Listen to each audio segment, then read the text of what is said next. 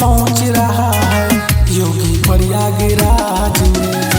ऋषि मुनि सब पहुंच रहा है योगी प्रयागराज में।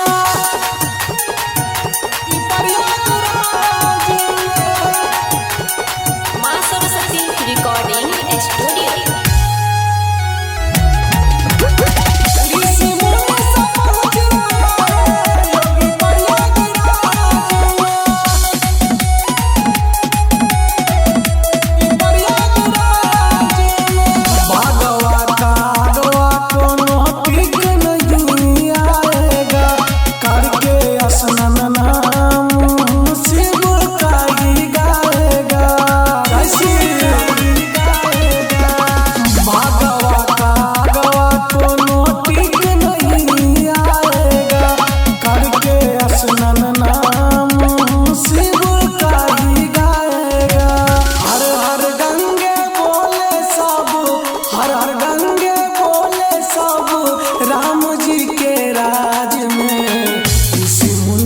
पहुंच रहा है योगी प्रयागराज में।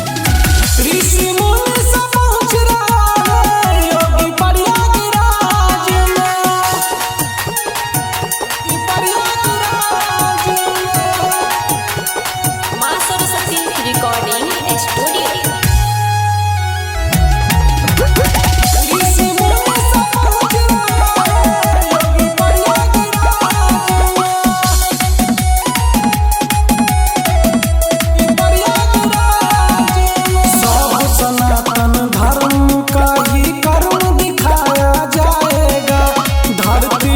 आसमान का फर्क बताया जाएगा।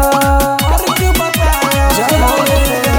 सब सनातन धर्म का ही कर्म दिखाया जाएगा। धरती और आसमान का फर्क बताया जाएगा। राइटर साधु सुधीर मुकेश, चंदन साधु सुधीर मुकेश कह रहा है आवाज में। ऋषि मुनि सब पहुंच रहा है योगी प्रयागराज।